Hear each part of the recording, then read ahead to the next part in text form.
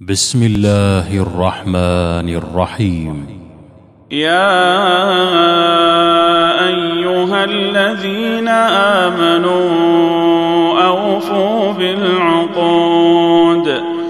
أحلت لكم بهيمة الأنعام إلا ما يتلى عليكم غير محل الصيد وأنتم حرم.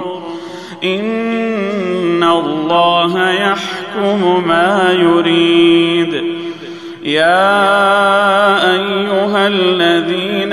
آمنوا لا تحلوا شعائر الله ولا الشهر الحرام ولا الهدي ولا القلائد ولا آمين البيت الحرام يبتغون فضلا من ربهم ورضوانا. وإذا حللتم فاصطادوا ولا يجرمنكم شنآن قوم أن صدوكم عن المسجد الحرام أن تعتدوا. وتعاونوا على البر والتقوى ولا تعاونوا على الإثم والعدوان. واتقوا الله إن الله شديد العقاب. حرمت عليكم الميتة والدم ولحم الخنزير وما أهل لغير الله به والمنخنقة والموقوذة والمتردية والنطيحة وما أكل السبع إلا ما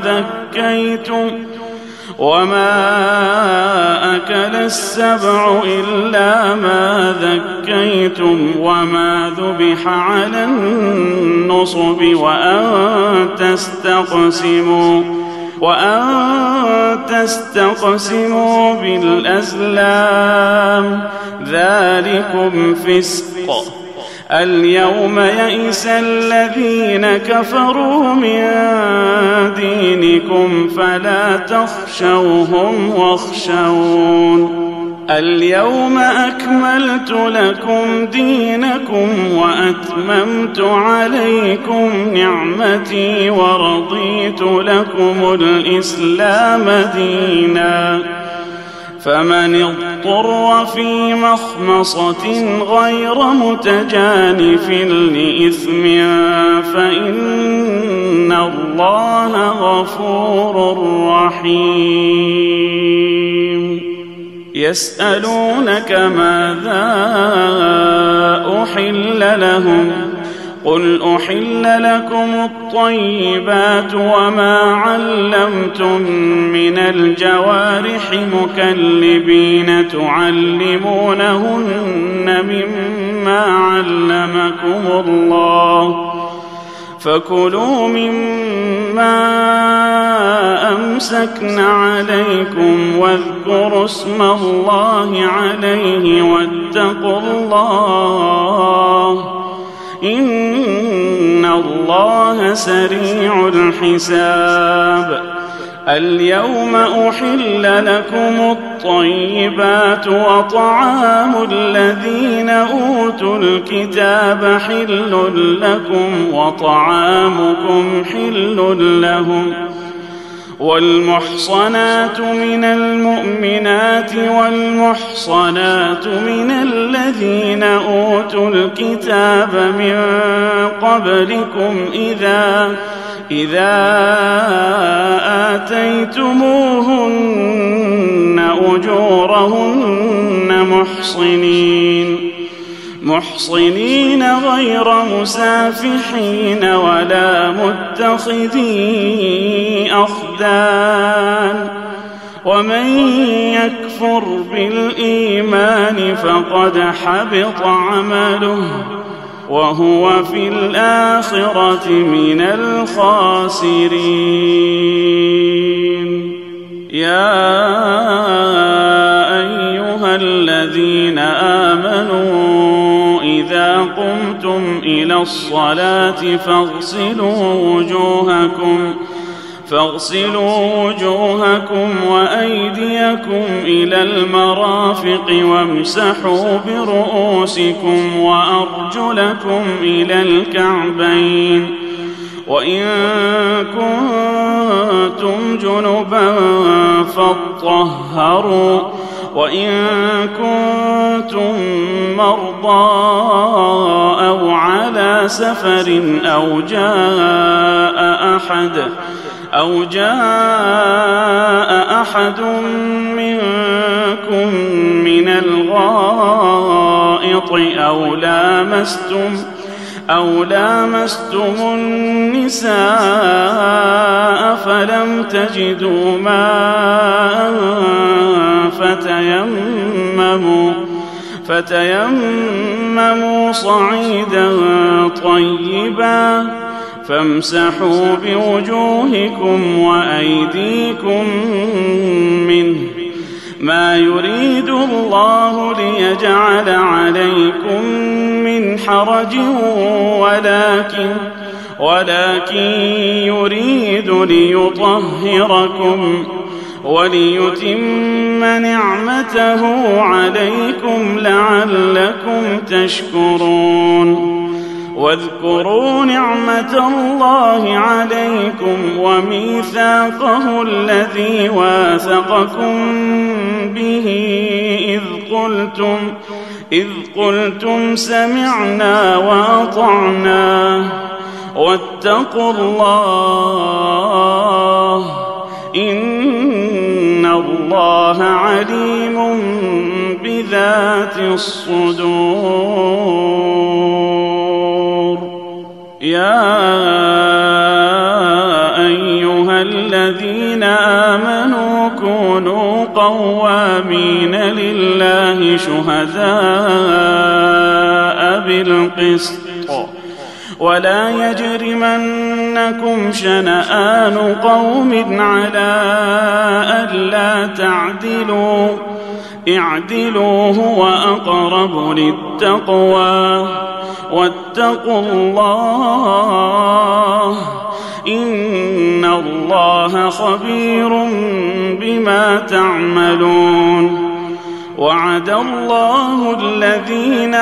آمنوا وعملوا الصالحات لهم مغفرة وأجر عظيم، والذين كفروا وكذبوا بآياتنا أولئك أصحاب الجحيم. يا أيها الذين آمنوا اذكروا نعمة الله عليكم إذ هم قوم أن يبسطوا إليكم أيديهم فكف أيديهم عنكم واتقوا الله وعلى الله فليتوكل المؤمنون. ولقد أخذ الله ميثاق بني إسرائيل وبعثنا منهم 12 نقيبا، وقال الله إني معكم لئن أقمتم الصلاة وآتيتم الزكاة وآمنتم برسلي وعزرتموهم وأقرضتم الله قرضا حسنا لأكفرن عنكم سيئاتكم ولأدخلنكم جنات تجري من تحتها الأنهار فمن كفر بعد ذلك منكم فقد ضل سواء السبيل فبما نقضهم ميثاقهم لعناهم وجعلنا قلوبهم قاسية يحرفون الكلم عن مواضعه ونسوا حظا مما ذكروا به ولا تزال تطلع على خائنة منهم إلا قليلا منهم فاعف عنهم واصفح إن الله يحب المحسنين ومن الذين قالوا إنا نصارى أخذنا ميثاقهم فنسوا حظا مما ذكروا به فأغرينا بينهم العداوة والبغضاء إلى يوم القيامة وسوف ينبئهم الله بما كانوا يصنعون يا أهل الكتاب قد جاءكم رسولنا يبين لكم كثيرا مما كنتم تخفون من الكتاب ويعفو عن كثير قد جاءكم من الله نور وكتاب مبين يهدي به الله من اتبع رضوانه سبل السلام ويخرجهم من الظلمات إلى النور بإذنه ويهديهم إلى صراط مستقيم لقد كفر الذين قالوا إن الله هو المسيح ابن مريم قل فمن يملك من الله شيئا إن أراد أن يهلك المسيح ابن مريم وأمه ومن في الأرض جميعا ولله ملك السماوات والأرض وما بينهما يخلق ما يشاء والله على كل شيء قدير وقالت اليهود والنصارى نحن أبناء الله وأحباؤه قل فلم يعذبكم بذنوبكم بل أنتم بشر ممن خلق يغفر لمن يشاء ويعذب من يشاء ولله ملك السماوات والأرض وما بينهما وإليه المصير يا أهل الكتاب قد جاءكم رسولنا يبين لكم على فترة من الرسل أن تقولوا ما جاءنا من بشير ولا نذير فقد جاءكم بشير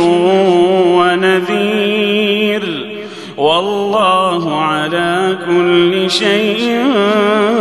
قدير وإذ قال موسى لقومه يا قوم اذكروا نعمة الله عليكم إذ جعل فيكم أنبياء وجعلكم ملوكا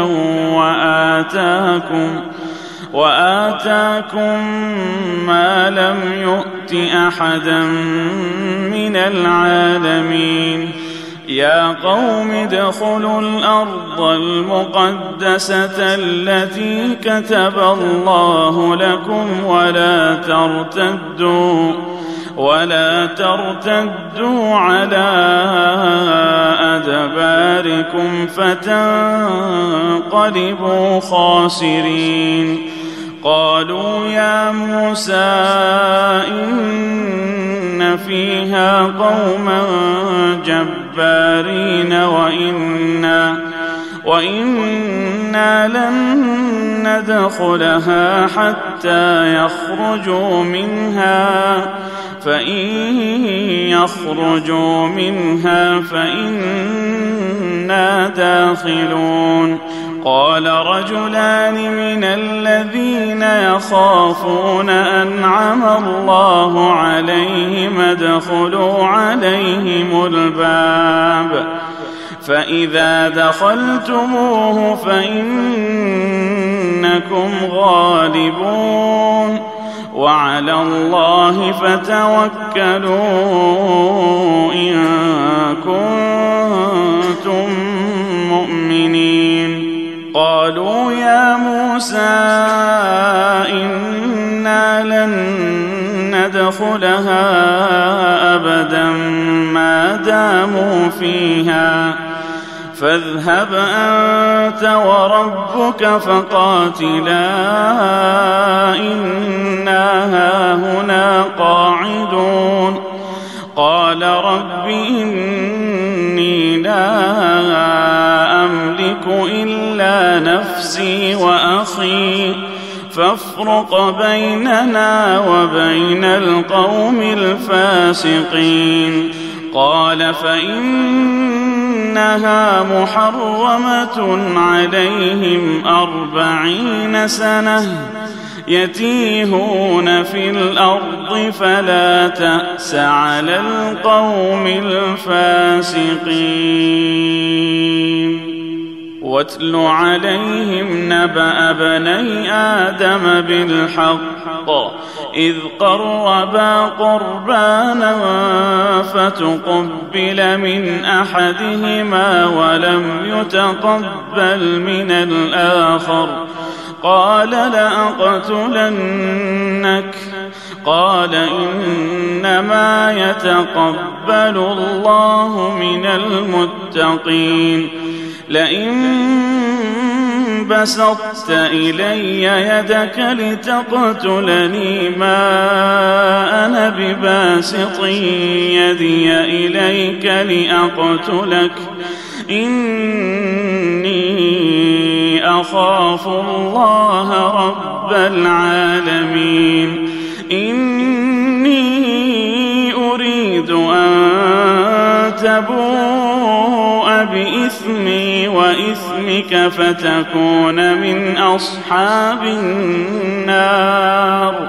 وذلك جزاء الظالمين فطوعت له نفسه قتل أخيه فقتله فأصبح من الخاسرين فبعث الله غرابا يبحث في الأرض ليريه كيف يواري سوءة أخيه قال يا ويلتى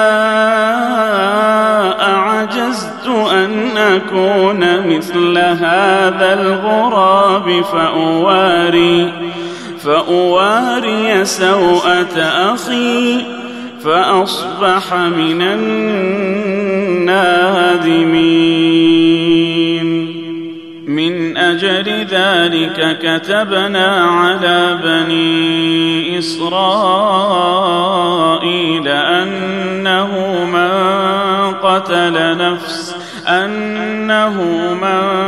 قتل نفسا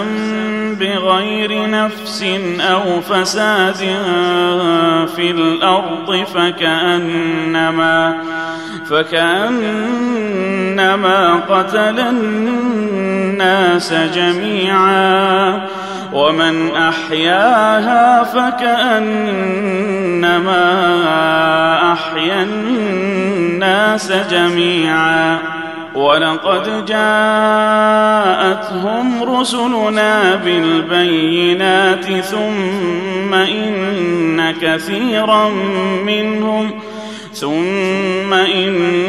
كثيرا منهم بعد ذلك في الأرض لمسرفون. إنما جزاء الذين يحاربون الله ورسوله ويسعون في الأرض فسادا أن يقتلوا أو يصلبوا أو تقطع أيديهم وأرجلهم من خلاف أو ينفوا من الأرض، ذلك لهم خزي في الدنيا ولهم في الآخرة عذاب عظيم. إلا الذين تابوا من قبل أن تقدروا عليهم فاعلموا أن الله غفور رحيم. يا أيها الذين آمنوا اتقوا الله وابتغوا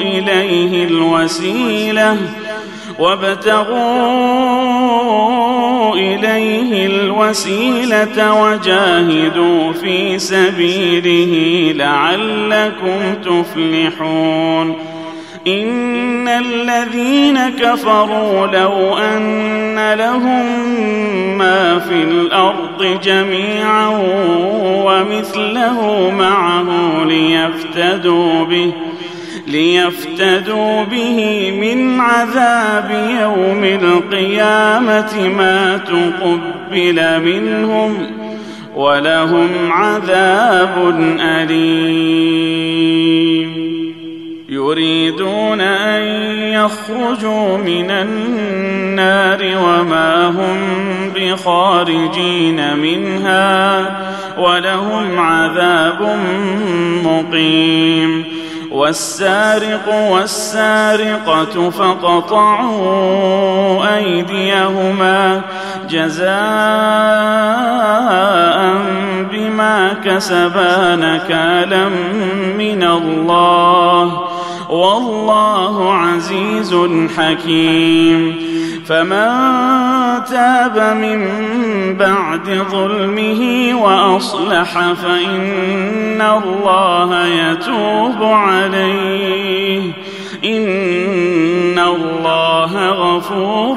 رحيم. ألم تعلم أن الله له ملك السماوات والأرض يعذب من يشاء ويغفر لمن يشاء والله على كل شيء قدير. يا أيها الرسول لا يحزنك الذين يسارعون في الكفر من الذين قالوا آمنا بأفواههم ولم تؤمن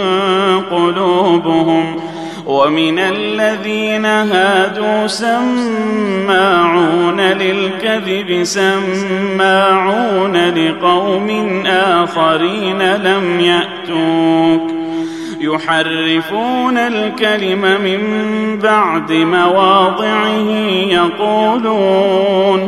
يقولون إن أوتيتم هذا فخذوه وإن لم تؤتوه فاحذروا ومن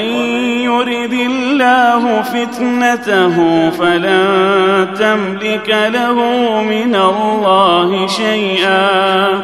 أولئك الذين لم يرد الله أن يطهر قلوبهم لهم في الدنيا خزي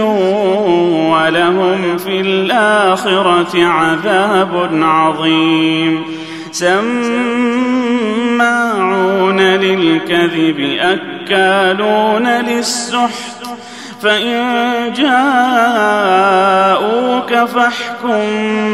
بينهم أو أعرض عنهم وإن تعرض عنهم فلن يضروك شيئا وإن حكمت فاحكم بينهم بالقسط إن الله يحب المقسطين وكيف يحكمونك وعندهم التوراة فيها حكم الله ثم يتولون من بعد ذلك وما أولئك بالمؤمنين إنا أنزلنا التوراة فيها هدى ونور يحكم بها النبيون الذين أسلموا للذين هادوا والربانيون والأحبار بما استحفظوا من كتاب الله وكانوا عليه شهداء فلا تخشوا الناس واخشوني ولا تشتروا بآياتي ثمنا قليلا ومن لم يحكم بما أنزل الله فأولئك هم الكافرون وكتبنا عليهم فيها أن النفس بالنفس والعين بالعين والأنف بالأنف والأذن بالأذن والسن بالسن والجروح قصاص فمن تصدق به فهو كفارة له ومن لم يحكم بما أنزل الله فأولئك هم الظالمون وقفينا على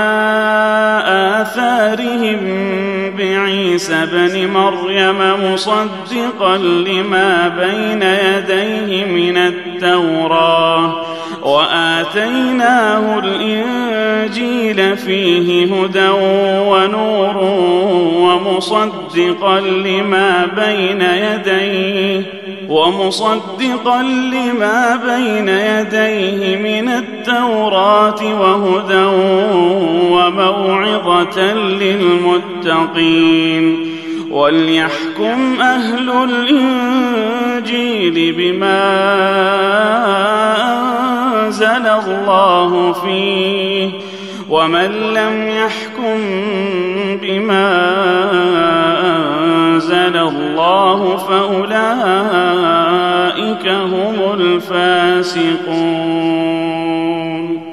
وأنزلنا إليك الكتاب بالحق مصدقا لما بين يديه من الكتاب ومهيمنا عليه فاحكم بينهم بما أنزل الله ولا تتبع أهواءهم عما جاءك من الحق، لكل جعلنا منكم شرعة ومنهاجا، ولو شاء الله لجعلكم أمة واحدة ولكن ليبلوكم فيما آتاكم، فاستبقوا الخيرات، إلى الله مرجعكم جميعا فينبئكم بما كنتم فيه تختلفون، وأن احكم بينهم بما أنزل الله، ولا تتبع أهواءهم واحذرهم أن يفتنوك عن بعض ما أنزل الله إليك، فإن تولوا فاعلم أنما يريد الله أن يصيبهم ببعض ذنوبهم، وإن كثيرا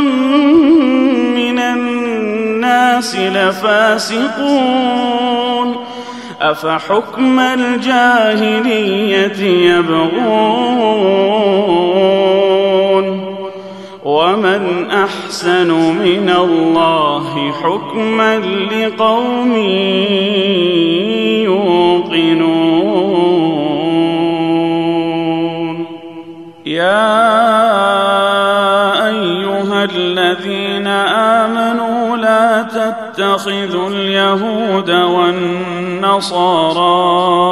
أولياء، بعضهم أولياء بعض، ومن يتولهم منكم فإنه منهم، إن الله لا يهدي القوم الظالمين. فترى الذين في قلوبهم مرض يسارعون فيهم يقولون نخشى أن تصيبنا دائرة، فعسى الله أن يأتي بالفتح أو أمر من عنده فيصبحوا على ما أسروا في أنفسهم نادمين. ويقول الذين آمنوا أهؤلاء الذين أقسموا بالله جهد أيمانهم إنهم لمعكم، حبطت أعمالهم فأصبحوا خاسرين. يا أيها الذين آمنوا من يرتد منكم عن دينه فسوف يأتي الله بقوم يحبهم ويحبونه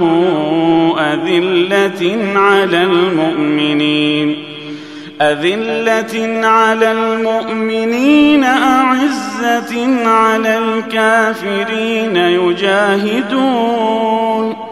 يجاهدون في سبيل الله ولا يخافون لومة لائم، ذلك فضل الله يؤتيه من يشاء، والله واسع عليم. إنما وليكم الله ورسوله والذين آمنوا الذين الذين يقيمون الصلاة ويؤتون الزكاة وهم راكعون ومن يتول الله ورسوله والذين آمنوا فإن حزب الله هم الغالبون يا أيها الذين آمنوا لا تتخذوا الذين اتخذوا دينكم هزوا ولعبا من الذين أوتوا الكتاب من قبلكم والكفار أولياء واتقوا الله إن كنتم مؤمنين وإذا ناديتم إلى الصلاة اتخذوها هزوا ولعبا ذلك بأنهم قوم لا يعقلون قل يا أهل الكتاب هل تنقمون منا إلا أن آمنا بالله وما أنزل إلينا وما أنزل من قبل وأن أكثركم فاسقون قل هل أنبئكم بشر من ذلك مثوبة عند الله من لعنه الله وغضب عليه وجعل منهم القردة والخنازير وعبد الطاغوت أولئك شر مكانا وأضل عن سواء السبيل وإذا جاءوكم قالوا آمنا وقد دخلوا بالكفر وهم قد خرجوا به والله أعلم بما كانوا يكتمون وترى كثيرا منهم يسارعون في الإثم والعدوان وأكلهم السحت لبئس ما كانوا يعملون لولا ينهاهم الربانيون والأحبار عن قولهم الإثم وأكلهم السحت لبئس ما كانوا يصنعون وقالت اليهود يد الله مغلولة غلت أيديهم ولعنوا بما قالوا بل يداه مبسوطتان ينفق كيف يشاء وليزيدن كثيرا منهم ما أنزل إليك من ربك طغيانا وكفرا وألقينا بينهم العداوة والبغضاء إلى يوم القيامة كلما أوقدوا نارا للحرب أطفأها الله ويسعون في الأرض فسادا والله لا يحب المفسدين ولو أن أهل الكتاب آمنوا واتقوا لكفرنا عنهم سيئاتهم ولأدخلناهم جنات النعيم ولو أنهم أقاموا التوراة والإنجيل وما أنزل إليهم من ربهم لأكلوا من فوقهم ومن تحت أرجلهم منهم أمة مقتصدة وكثير منهم ساء ما يعملون. يا أيها الرسول بلغ ما أنزل إليك من ربك وإن لم تفعل فما بلغت رسالته والله يعصمك من الناس إن الله لا يهدي القوم الكافرين. قل يا أهل الكتاب لستم على شيء حتى تقيموا التوراة والإنجيل وما أنزل إليكم من ربكم وليزيدن كثيرا منهم ما أنزل إليك من ربك طغيانا وكفرا فلا تأس على القوم الكافرين. إن الذين آمنوا والذين هادوا والصابئون والنصارى من آمن بالله واليوم الآخر وعمل صالحا فلا خوف عليهم ولا هم يحزنون. لقد أخذنا ميثاق بني إسرائيل وأرسلنا إليهم رسلا كلما جاءهم رسول بما لا تهوى أنفسهم فريقا كذبوا وفريقا يقتلون وحسبوا ألا تكون فتنة فعموا وصموا ثم تاب الله عليهم ثم عموا وصموا كثير منهم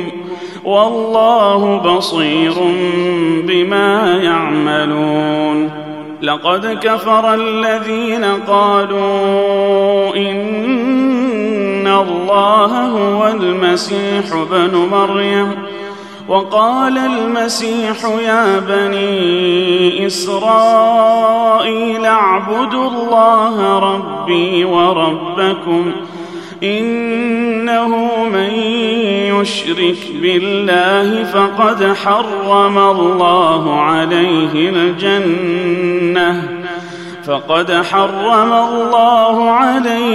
الجنة ومأواه النار وما للظالمين من أنصار. لقد كفر الذين قالوا إن الله ثالث ثلاثة وما من إله إلا إله واحد وإن لم ينتهوا عما يقولون ليمسن الذين كفروا منهم عذاب أليم. أفلا يتوبون إلى الله ويستغفرونه والله غفور رحيم. ما المسيح ابن مريم إلا رسول قد خلت من قبله الرسل وأمه صديقة كانا يأكلان الطعام انظر كيف نبين لهم الآيات ثم انظر أنى يؤفكون. قل أتعبدون من دون الله ما لا يملك لكم ضرا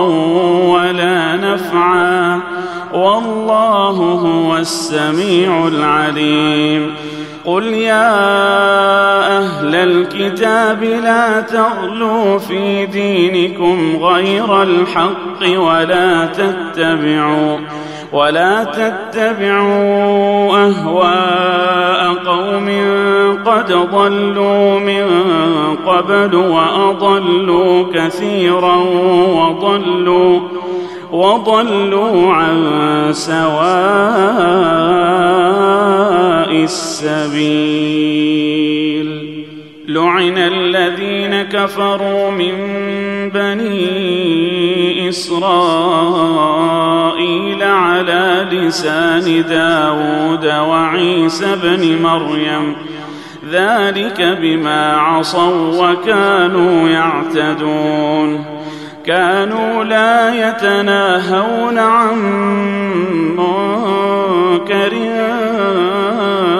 فعلوه لبئس ما كانوا يفعلون ترى كثيرا منهم يتولون الذين كفروا لبئس ما قدمت لهم أنفسهم أن سخط الله عليهم وفي العذاب هم خالدون ولو كانوا يؤمنون بالله والنبي وما أنزل إليه ما اتخذوهم أولياء ولكن كثيرا منهم فاسقون لتجدن أشد الناس عداوة للذين آمنوا اليهود والذين أشركوا ولتجدن أقربهم مودة للذين آمنوا الذين قالوا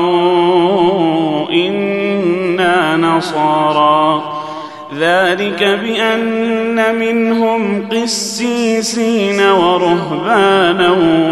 وأنهم لا يستكبرون وإذا سمعوا ما أنزل إلى الرسول ترى أعينهم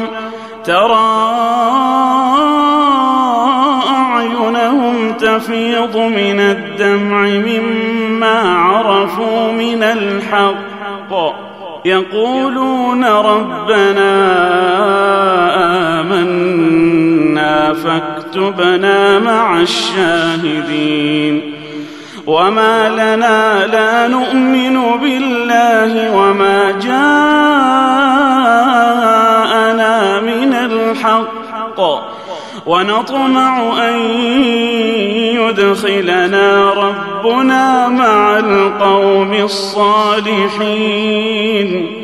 فأثابهم الله بما قالوا جنات تجري من تحتها الأنهار خالدين فيها وذلك جزاء المحسنين والذين كفروا وكذبوا بآياتنا أولئك أصحاب الجحيم يا أيها الذين آمنوا لا تحرموا طيبات ما أحل الله لكم ولا تعتدوا إن الله لا يحب المعتدين وكلوا مما رزقكم الله حلالا طيبا واتقوا الله الذي أنتم به مؤمنون لا يؤاخذكم الله باللغو في أيمانكم ولكن يؤاخذكم بما عقدتم الأيمان، فكفارته إطعام 10 مساكين من أوسط ما تطعمون أهليكم أو كسوتهم أو تحرير رقبة، فمن لم يجد فصيام 3 أيام، ذلك كفارة أيمانكم إذا حلفتم، واحفظوا أيمانكم، كذلك يبين الله لكم آياته لعلكم تشكرون. يا أيها الذين آمنوا إنما الخمر والميسر والأنصاب والأزلام رجس من عمل الشيطان فاجتنبوه لعلكم تفلحون. إنما يريد الشيطان أن يوقع بينكم العداوة والبغضاء في الخمر والميسر ويصدكم عن ذكر الله وعن الصلاة، فهل أنتم منتهون؟ وأطيعوا الله وأطيعوا الرسول واحذروا، فإن توليتم فاعلموا أنما على رسولنا البلاغ المبين. ليس على الذين آمنوا وعملوا الصالحات جناح فيما طعموا إذا ما اتقوا وآمنوا وعملوا الصالحات ثم اتقوا وأحسنوا، والله يحب المحسنين. يا أيها الذين آمنوا ليبلونكم الله بشيء من الصيد تناله أيديكم ورماحكم ليعلم الله من يخافه بالغيب، فمن اعتدى بعد ذلك فله عذاب أليم. يا أيها الذين آمنوا لا تقتلوا الصيد وأنتم حرم، ومن قتله منكم متعمدا فجزاء مثل ما قتل من النعم، يحكم به ذوى عدل منكم هديا بالغ الكعبة أو كفارة طعام مساكين أو عدل ذلك صياما ليذوق وبال أمره. عفى الله عما سلف، ومن عاد فينتقم الله منه، والله عزيز ذو انتقام. أحل لكم صيد البحر وطعامه متاعا لكم وللسيارة، وحرم عليكم صيد البر ما دمتم حرما، واتقوا الله الذي إليه تحشرون. جعل الله الكعبة البيت الحرام قياما للناس والشهر الحرام والهدي والقلائد ذلك لتعلموا أن الله يعلم ما في السماوات وما في الأرض وأن الله بكل شيء عليم اعلموا أن الله شديد العقاب وأن الله غفور رحيم ما على الرسول إلا البلاغ والله يعلم ما تبدون وما تكتمون قل لا يستوي الخبيث والطيب ولو أعجبك كثرة الخبيث فاتقوا الله يا أولي الألباب لعلكم تفلحون يا أيها الذين آمنوا لا تسألوا عن أشياء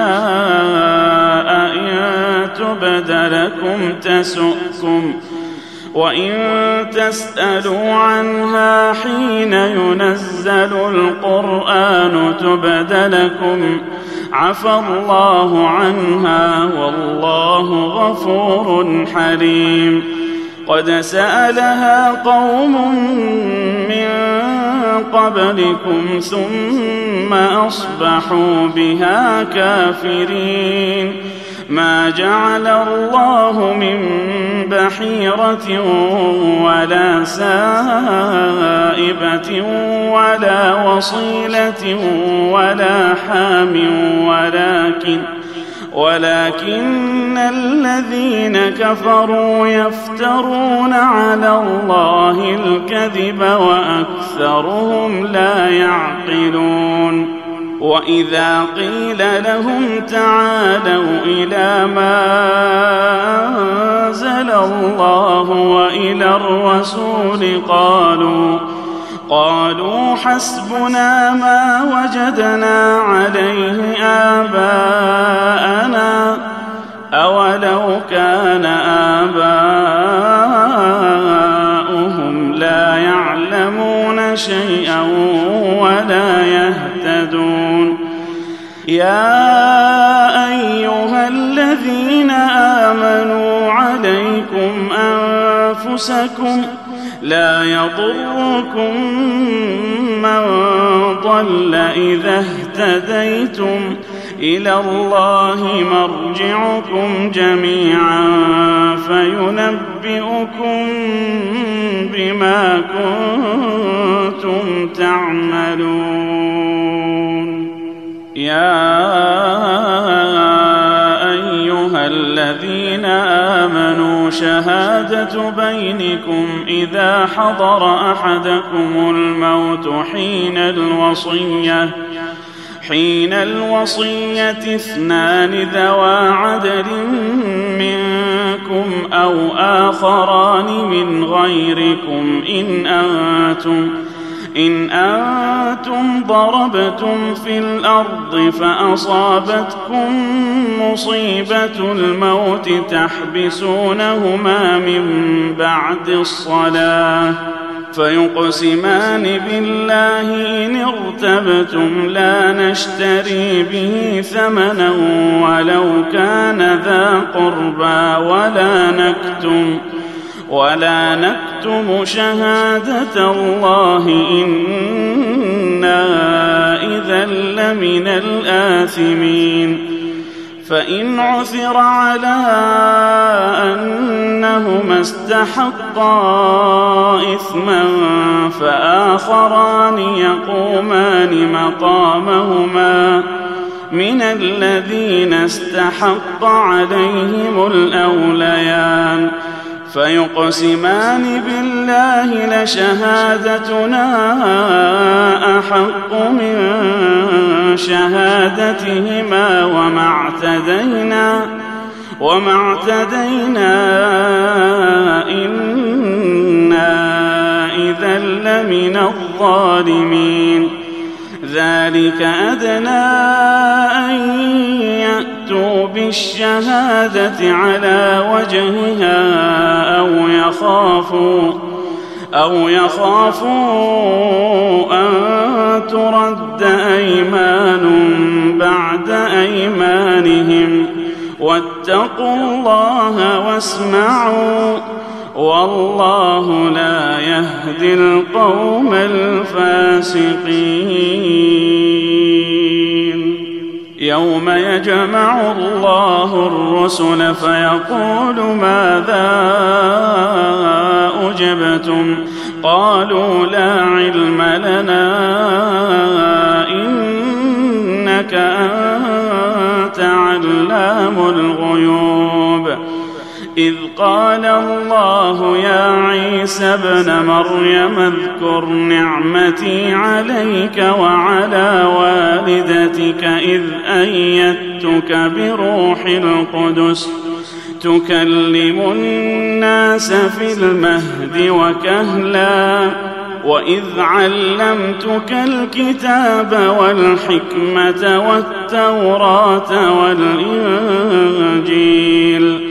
وإذ تخلق من الطين كهيئة الطير بإذني فتنفخ فيها فتكون طيرا بإذني وتبرئ الأكمه والأبرص بإذني وإذ تخرج الموتى بإذني وإذ كففت بني إسرائيل عنك إذ جئتهم بالبينات فقال الذين كفروا منهم إن هذا إلا سحر مبين. وإذ أوحيت إلى الحواريين أن آمنوا بي وبرسولي قالوا آمنا واشهد بأننا مسلمون. إذ قال الحواريون يا عيسى ابن مريم هل يستطيع ربك أن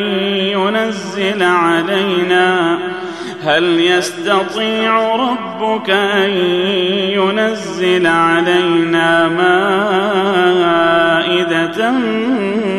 من السماء قال اتقوا الله إن كنتم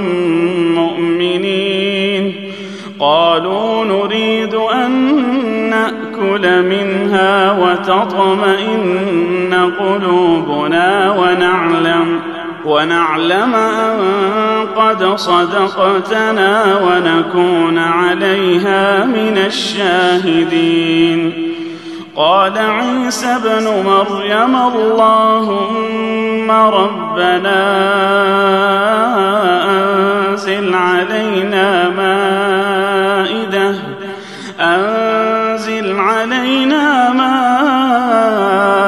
مائدة من السماء تكون لنا عيدا لأولنا وآخرنا وآية منك وارزقنا وأنت خير الرازقين. قال الله إني منزلها عليكم فمن يكفر بعد منكم فإني أعذبه